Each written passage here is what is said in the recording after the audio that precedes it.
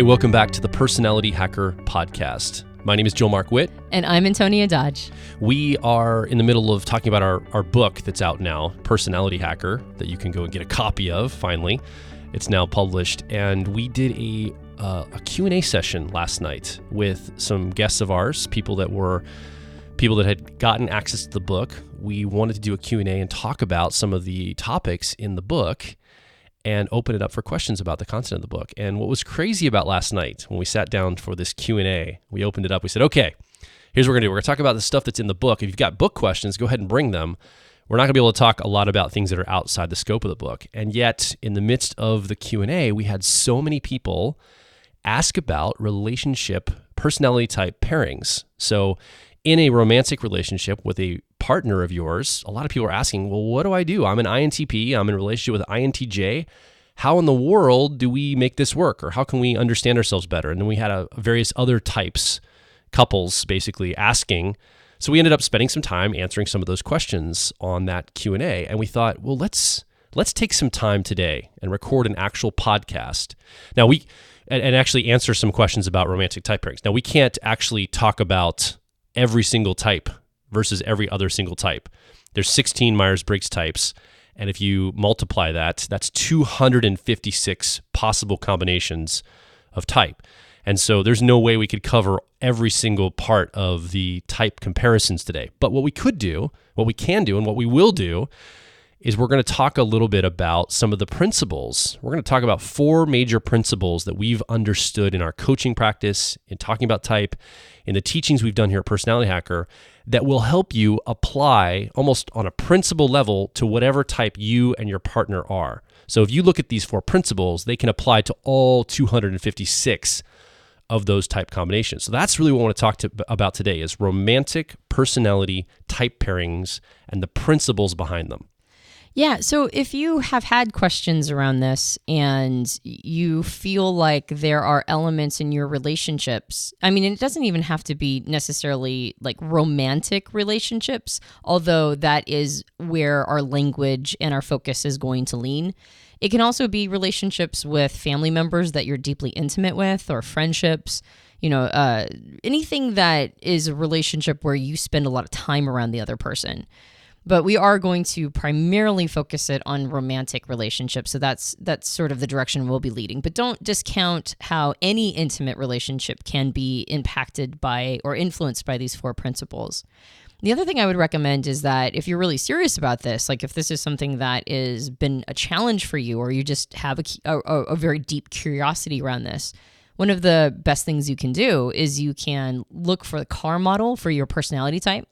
So the CAR model is the metaphor we use for the 4 cognitive functions that influence your personality type the most. And set that in a side-by-side with your spouse's CAR model. So you've got your personality type's CAR model and you've got your spouse's personality type CAR model, and you're setting them side by side and looking at the difference between the driver functions, the co-pilot functions, the 10-year-old and the 3-year-old functions. And sometimes just having that side-by-side comparison in front of you can give you a bunch of ahas. But if you want to use this podcast in probably the best way it can be used, my recommendation is that you pause it right now and then you draw out or find or locate your CAR model and set it side by side with the person who you're interested in comparing and contrasting, or the pair that you're looking at, set their CAR models right beside yours. So once you do that, there are, as Joel mentioned, 4 primary principles we're going to address that we believe have great influence over our relationships. And when we're doing compare contrast in these pairings, we feel like these 4 principles are some of the biggest influences in why we end up having some of the struggles or challenges, or even some of the simpatico that we end up having with the people who we're intimate with in our lives. So the first principle we want to talk about is how the dichotomies, especially those that are different dichotomies in these relationships, influence each other. So by dichotomy, I mean your 4-letter code. So in the Myers-Briggs system, I'm an ENTP, extrovert, intuitive, thinker, perceiver. So those are my 4 dichotomies. Joel's an ENFP. He's an extrovert, intuitive, feeler, perceiver. So those are his 4 dichotomies. And your dichotomies are basically your 4-letter code. And the dichotomies are pairings of the opposites of extrovert, introvert: intuition, sensing; thinking, feeling; judging, perceiving. So if you're a bit of a Myers-Briggs geek, this should probably be pretty simple for you. We've done previous podcasts on dichotomies and sort of laid them out, so we won't really go into that. And so if this is all brand new material, we recommend that you reference that podcast. But what we're going to do is we're going to talk about how these dichotomies influence each other. And if you are in a relationship where any one of these is the opposite for either of you, so you're an extrovert and the person you're intimate with is an introvert, or vice versa, then you're going to want to pay special attention to how these pairings of opposites have a tendency to influence each other. So for this first principle, then, you can look at your 4-letter codes. You can just write down, let's say you're an INTP and your partner's an ESFJ. You can just write those 4 letters down there and you can see, okay, obviously I'm an introvert. My partner's an extrovert, the I and the E. And now you can start to see some of the comparisons we're going to talk about when we work through these 4 letters to see how there's some conflict or some differences or some ways we see the world differently or show up differently to the world that will influence your relationship and some of the ways that you go through the world in your relationship. And even if you have the same dichotomy, sometimes just knowing how you're doubling up on them, that can also be informative, because it's not always the differences that we have, like the direct polarity opposites, that create tension or challenges. Sometimes when we're occupying the same space and almost vying for that space, that can also sometimes create some challenges. So let's take the first dichotomy, which is introvert and extrovert. This is where most people famously talk about their energy management. And so that is one of the ways that these pairings of opposites, if you're an extrovert and your spouse is an introvert or vice versa, that's usually how it manifests, is in energy management between the two of you. Usually this is a lot more of an issue for introverts. Introverts very much, like when they find out about typology systems, whether it's Myers-Briggs or the Big Five or any other system, introversion and extroversion is very frequently something that is known to be, even amongst people who are super fussy about typology systems, it's something that most people have adopted into the collective unconscious. This is a thing. And for a lot of people who get into typology systems, one of the biggest aha moments for them is when they discover they're an introvert. Because our culture, at least the culture, Western culture, and I would argue quite a few cultures around the world, have a tendency to favor extroversion. The reason why is because that's how we engage with the outside world. Extroversion is how we interface with others. And so we have a tendency to have a bias towards extroverted behaviors. And for introverts in relationships, this can oftentimes be a struggle for them because they don't interface in quite the same way. We've done lots of podcasts on introversion, and we did a podcast on the introvert advantage and sort of how introverts' minds are wired a little differently. And so for introverts, this is something that's a big aha to understand. Actually, their minds are wired in a completely different way. And so their energy management is a little different than extrovert energy management. That said, when an extrovert is in a relationship with an introvert, well, for the introvert, knowing they're an introvert is a major aha, and recognizing their precious alone time and the need to have alone time is a big one. For an extrovert, this can sometimes be hurtful because they believe that the introvert is hiding from them or doesn't want to spend time around them. Or for the extrovert, it's just exhausting to feel like they have to spend all their time at home alone with the introvert if the introvert has that expectation of them. Or if the extrovert simply believes that it's rude to leave without their spouse or mates, which some extroverts do. They feel like, they need to be at home with their introverted spouse because otherwise they're abandoning them. One example I can think of is in the movie Eternal Sunshine of the Spotless Mind, where Clementine, the character of Clementine, is a clear extrovert, and Jim Carrey's character, who I can't remember what his name is. I think it's Joel. Is it Joel? It is Joel, right? He's an introvert. And there are like these moments in the movie where she's so frustrated being at home, she just sort of like, he's trying to entertain her while they're at home alone and delight her with entertainment, but it's just not enough for her. She's got to get out into the outside world. And so it's oftentimes for introverts nice to know they're an introvert and they have permission to protect alone time and to be at home if they need that space for regeneration. Sometimes introverts don't fully understand the conundrum that extroverts in a relationship with an introvert will feel if the extrovert is equally needing stimulation outside of the home, but they feel like they're being a jerk or abandoning their introvert spouse. And sometimes this feeling of guilt which is oftentimes what manifests for the extrovert, will create sort of these sublimated emotions that come out in other ways. And so the introvert will feel like the extrovert's mad at them or something, or the extrovert will just kind of maybe feel like they have to make it up in other ways, and resentment will start to build. And so in this energy management piece, it's not so cut and dried as the introvert needs alone time and the extrovert needs stimulation. This ends up creating a dynamic where bad feelings can brew and manifest, in particular if the introvert is fighting for the right to stay home and the extrovert is fighting for the right to go get stimulation. I think another thing about the introvert-extrovert differences, we talk a lot about this here at Personality Hacker, it's not just about energy management, but it's really which world is the real world to you. For extroverts, the external world, the outside world, is very real. It's the tangible, real world for them. For introverts, it's different. The inner world, their inner terrain, is the real world and the real space that they like to be at, and it means something different to them than it does for us extroverts. And so what often can happen in relationship is if there's an intimacy in a romantic relationship, or even a close friendship, but a romantic relationship in particular, an introvert can actually map the person they're with as part of that inner terrain. And so there's an interesting dynamic that happens where an introvert, quote unquote, alone time could include their pair bond partner, whether they're extrovert or introvert, just whoever they're in relationship with. They can often include them in their inner terrain, and that becomes part of their real world. And so they can be, quote unquote, alone by themselves, getting alone time with their partner around, and it still feels like they're alone in their own intimate space. And I think there's a little difference for extroverts. I don't think we do the same thing. Extroverts don't necessarily map the inner terrain in the same way.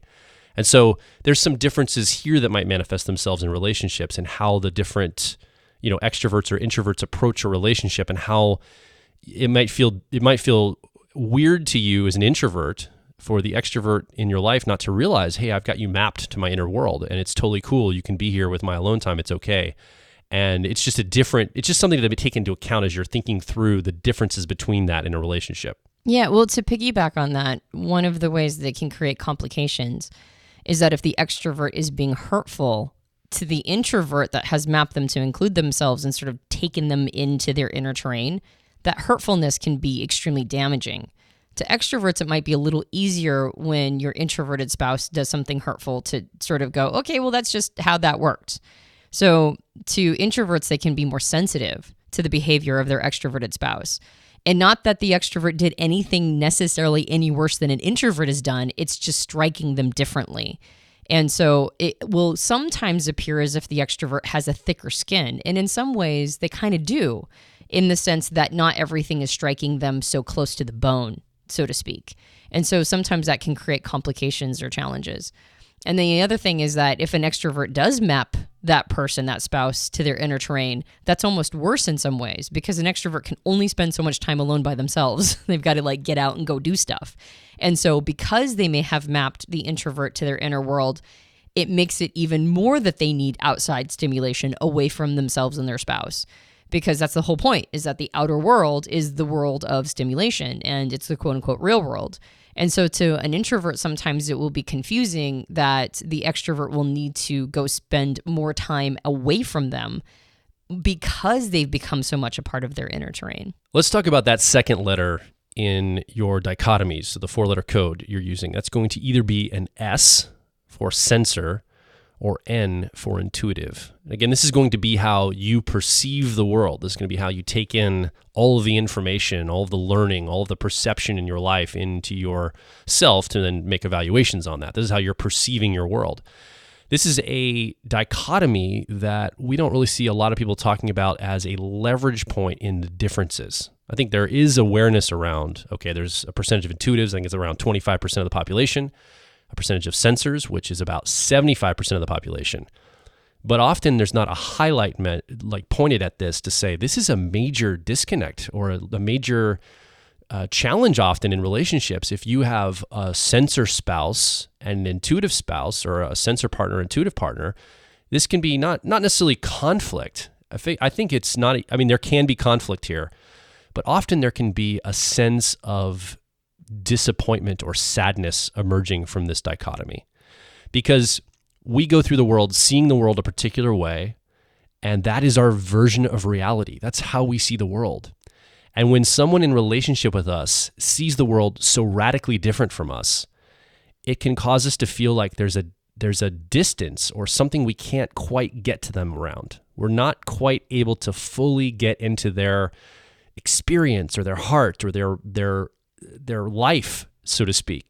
And this could cause a lot of feeling like you are separate or you're not together in things. And I think this is where we could talk about this.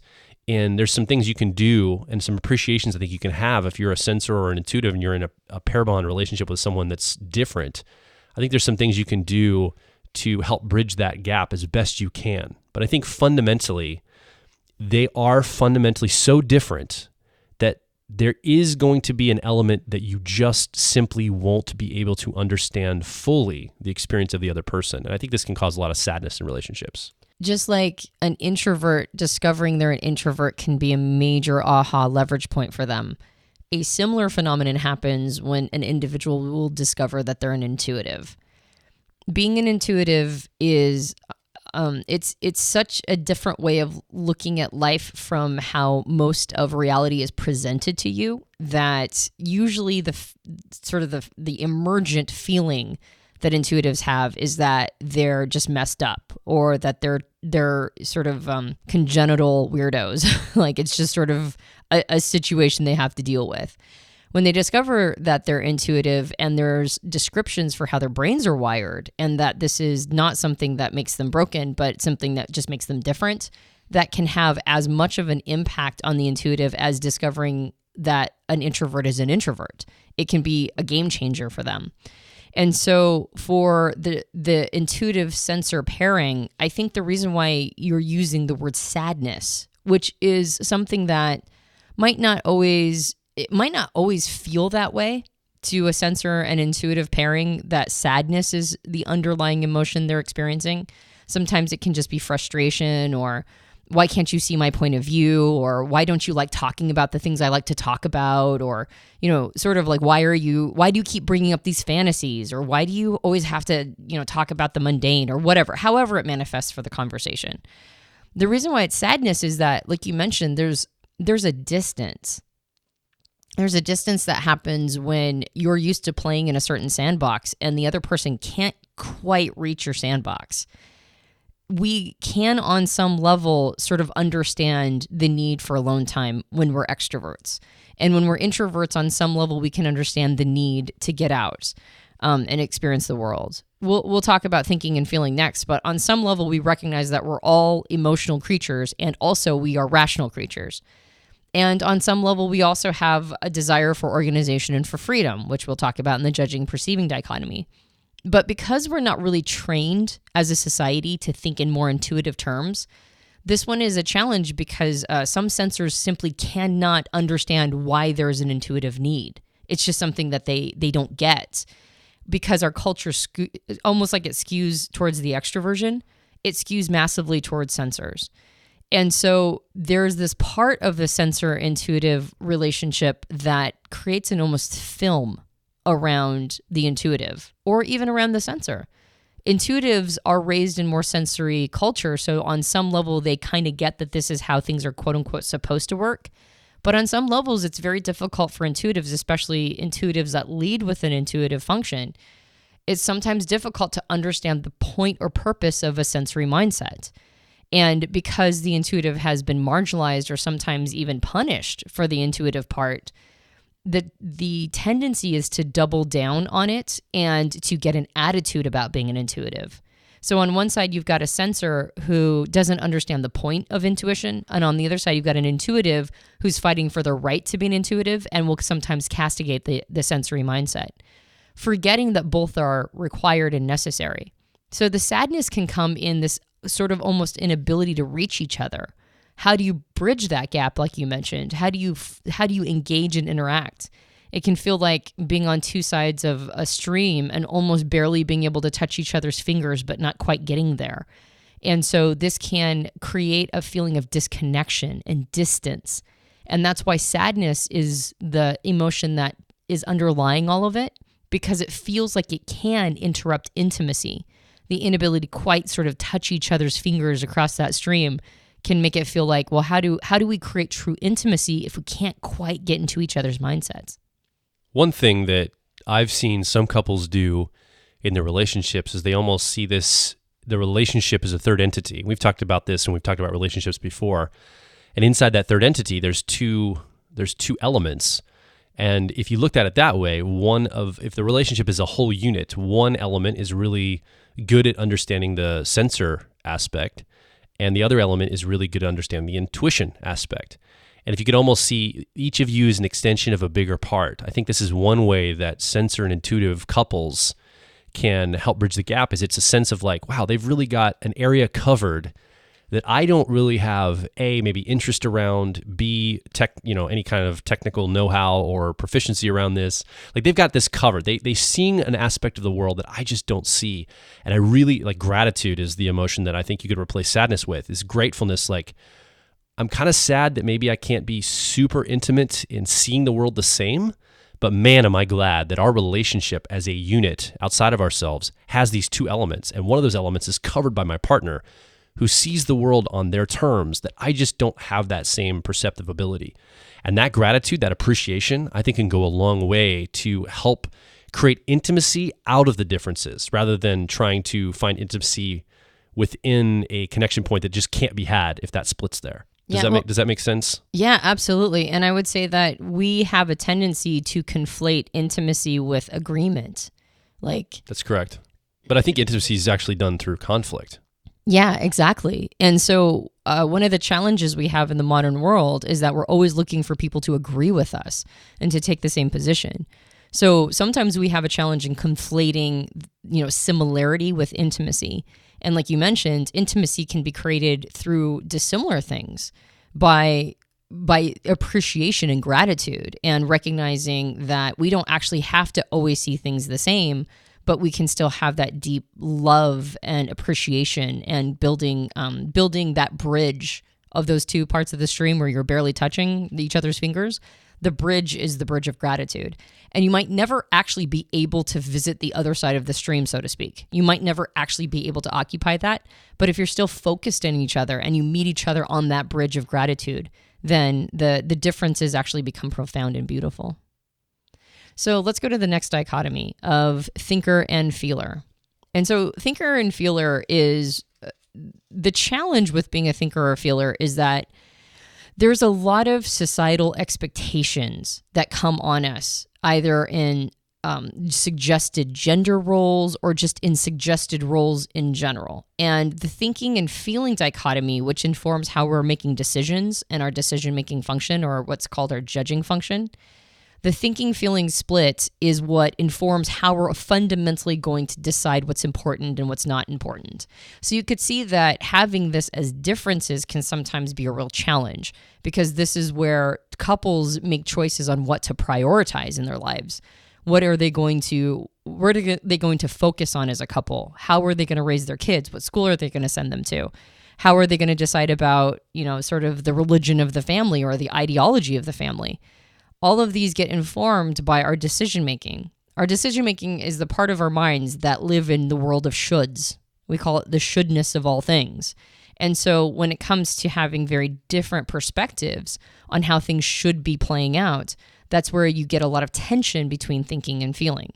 And on top of that, with all of the suggested roles, because we have a lot of suggested roles from society about like men should be thinkers and women should be feelers, or at least we give space to each other when we're occupying those normative gender roles. But even in same-sex couples, there's going to be a lot of suggested roles in the thinking-feeling split. Who's going to occupy the hard ass, or who's going to occupy the soft, sort of squishy one? Like, there's this idea of the yin-yang balance that all couples need, and oftentimes they live in thinking and feeling. This is actually one of the ways where the dichotomy, where people have the same dichotomy, thinking, and feeling, can sometimes show up, because it almost feels like there should be a split difference here. And when there's not, it's like, well, who's going to occupy that place of the warm, cuddly one versus, the sort of the stoic, get it done person? ignoring that that's actually not exactly how thinking and feeling works at all. So the biggest challenge that people have in the thinking feeling dichotomy isn't necessarily the dichotomy itself, although that will also inform some of the challenges. It's more in trying to shove out all the messaging from the outside world and have a much cleaner experience between the two people in occupying exactly how they feel, and not having both of those people outsource all of their identity to these suggested roles from the outside world. I think that's very well put. I think this is the dichotomy that ends in tribalism a lot. So not only are we looking at roles being placed on us, but people groups organize around these types of things. So we, like people that lean one to the other end up in certain types of industries or certain types of social groups or certain types of social clusters based on this. And I could see this extending not just between you and your partner, but let's say this extends to, this could look in a way maybe to an in-law situation could cause conflict. So you have maybe an ESFJ mother-in-law and you're a female INTP, and that tribalism comes out where your ESFJ mother-in-law has a very particular view of how you as a woman should show up in a relationship with her son, right?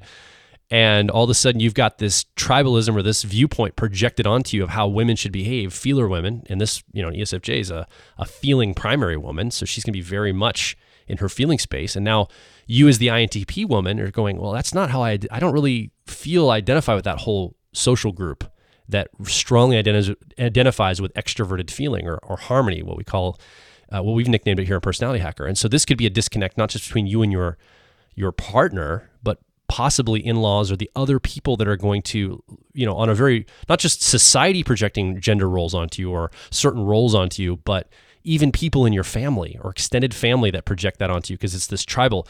And now all of a sudden there's, the quote unquote girlfriend day out, or all the ladies in the family are going to go out on Thanksgiving to go shopping, and you're the INTP. They're like, oh man. And maybe you like shopping. Maybe you're an INTP woman that loves to go shopping. I don't know. But you're like rolling your eyes like, oh God, I got to go be a part of this group, this like tribal group of everybody that gets this thing that I just don't feel like I fit in very well. And all these expectations are on top of you too. And that can cause, conflict or disconnect between you and your partner, because now you're like, all these things are being expected of you. So this is just an example of how that could show up.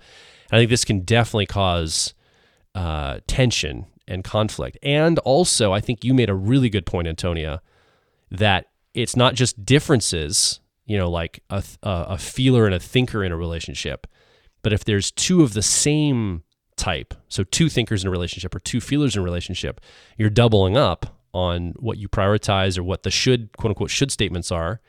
And now it's almost like who handles the things that both of us kind of feel are outside of our wheelhouse, like who has to take the mantle on that. So that can actually be a challenge too. If you do see things similarly, well, now you've got some blind spots you're doubling up on. So figuring out what is authentic to you and your identity, what is encroachment from the outside world, what you're bringing into the relationship that's true to you versus what you're bringing into the relationship that is expectation, that was, even two people's outer world feedback expectation can combine to create a whole new expectation in the relationship. So filleting out all of these different elements, right? What's mine, what's yours, what's outside of us, what is a combination of the messaging we've been given our whole lives, how are those, sort of sparring with each other.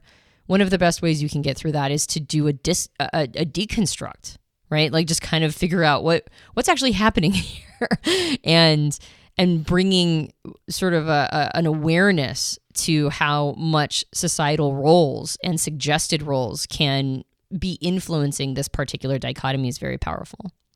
So the final dichotomy is judging and perceiving. And this dichotomy is oftentimes associated with how people like their organization. The easiest way to say it is that judgers like to be organized and perceivers like to be disorganized, but that's not, in our opinion, quite accurate. We actually feel that both... That's because we're both perceivers. Yeah. Well, not just because we're both perceivers. I know. But also because we believe that is theoretically inaccurate. I jest.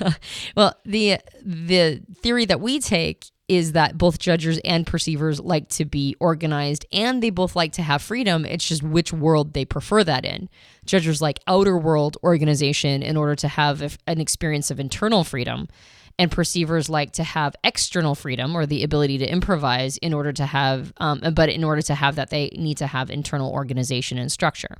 So that's something that we've also talked about in previous podcasts. So please go check it out if that was a little confusing. But really what this dichotomy can come down to is, or the emotion that is oftentimes experienced in couples that have this as a difference, is frustration.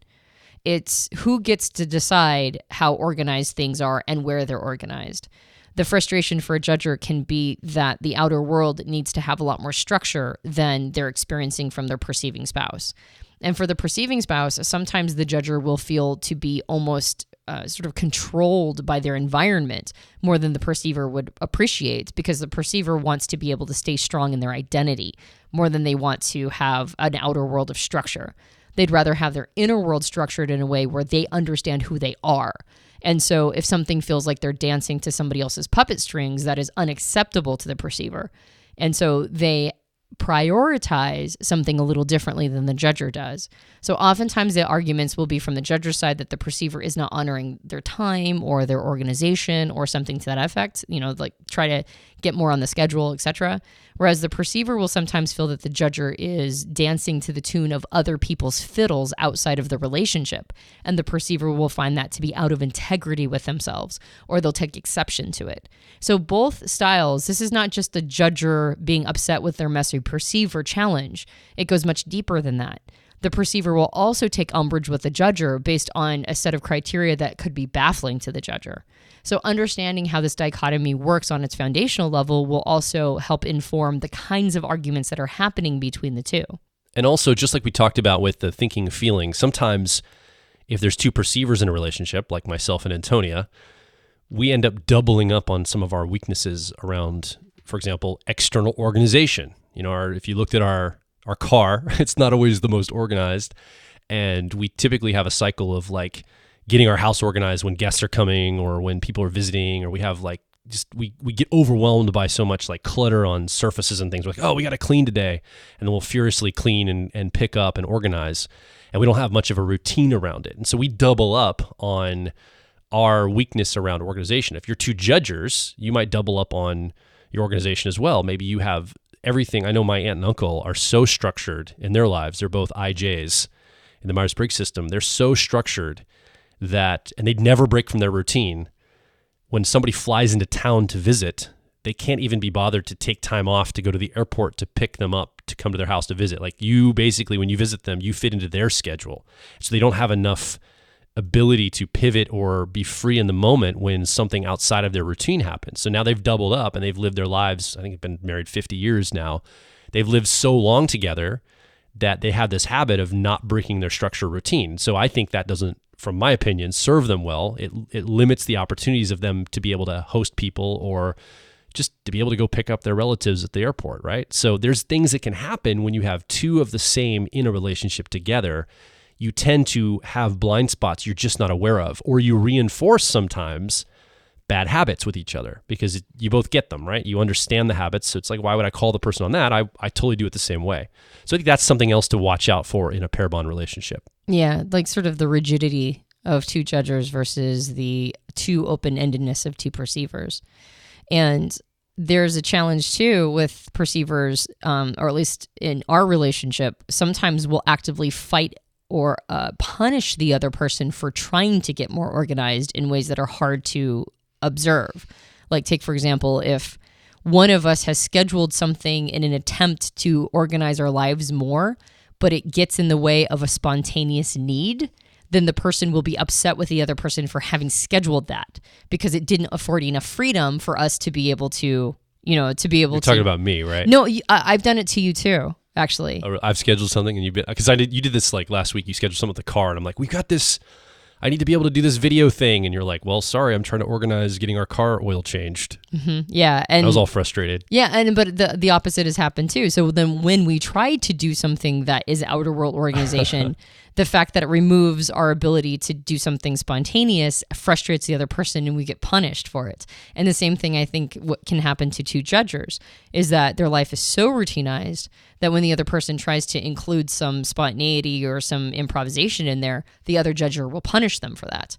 So it's also a matter of finding that balance and not punishing each other for the thing that is maybe trying to get more balance in two judger or two perceiver relationships, or just the judger and perceiver if they are opposites on this dichotomy in a relationship, honoring that the other person has a very different mindset and not punishing the other person for what's natural to them. So we actually only got one principle down right now, and we talked about the dichotomies, right? We talked about the 4 sub-principles, I guess, in the dichotomy structure under the one main principle of really understanding how you're wired on that 4-letter code. So I think what I want to do now, let's wrap this episode up and let's have a part 2 on the next show where we talk about the rest of those 3 principles, because they talk more about the cognitive functions. And let's do that on the next episode. But before we wrap this up here on the dichotomy level, what I would recommend you do is go ahead and just write down your 4-letter code for you and your partner, and then maybe list some of the tension points you guys have been having. Just like underneath that, just list a bullet list of maybe 10 tension points, whatever those might be. Like, oh, he is always late for things and I'm always frustrated, or, whatever these frustrations are, these tension points in your relationship. And then see if you can find which dichotomy those frustrations map to. Just a quick little list, and then just kind of get a sense of, oh, maybe this is where the judge-perceiver difference is coming here, because this is about organization, or this is about time management, or something like that. Or maybe it's about energy. Maybe you're a different energy, you're fueled differently than your partner, and that could be the EI split. Maybe there's a sadness, a disconnect, or something, a distance you can't get in touch with them around, and that's the SN split potentially. Or you have should statements that are radically different, or expectations that your family or external family or each other even are putting on each other based on like gender roles or other societal roles on thinker and feeler, and just get a sense of maybe the blind spots, the double ups, the differences, the challenges, the frustrations. Just start to map this a little bit and get a sense, some fidelity around where these challenges could be looked at. And then on the next show, when we start talking about the cognitive functions, you're going to get even more fidelity for your relationship at the mental wiring of your mind, which can really be helpful after you do this exercise first. Yeah, and look for what are like Joel mentioned, what are the foundational emotions you're experiencing? Because in a relationship, it's easy to almost always feel frustration, right? This is your spouse. This is the person who you are the most intimate with, ostensibly. And so they're supposed to have your back, and you're supposed to have their back. So when things don't work out, it's easy to feel frustration and even resentment. But usually there's an underlying emotion that is underneath frustration. That's the one that is top of mind. That's how you're consciously experiencing it. But as we mentioned with, like, say, the sensor intuitive split, oftentimes the foundational or under the current or sort of subterranean emotion is usually sadness. It's a feeling of distance that you're actually experiencing. And sadness is a different, that's a whole different ball of wax than frustration. Sadness needs to be processed differently than frustration does. And can you replace sadness with something that is more like we mentioned, with appreciation? The same thing with introvert, extrovert. Is it not actually frustration you're experiencing, but is it something more like dysthymia or low energy? When you find overwhelm, right? Exactly. So when you find the actual emotion you're experiencing, it's much easier to process that through and talk about it with the other person. I think as couples in particular, have a tendency to we get numb to frustration in the relationship. We get numbed out to it. It's very easy to feel frustrated with your spouse or mate, and it's very easy to marginalize that one, right? Well, they're just frustrated, they'll get over it. But if there's a deeper emotional experience that's happening and you articulate that clearly to your spouse, they'll take it more seriously, because frustration is just so easy to marginalize. But sadness isn't. Sadness in the relationship is one that usually we take a little bit more seriously, or something like overwhelm or boredom, right? So get real accurate on what is the emotional experience you're actually having. And then have a conversation with your mate about, even if they're not into type, because lots of people listening to this podcast who have deep, intimate friends or, family members or spouses that aren't really into personality type or might even be hostile to it. But usually these people are not hostile to your emotional experience. And if you can talk about it in those terms, you can bring the subject up, talk about like the specific emergent behaviors and how it's impacting them. And they'll usually have that conversation and you can start to repair it on that level. So the other aspect of this too is we just focused on the quote unquote challenges or frustrations or the problem emotions.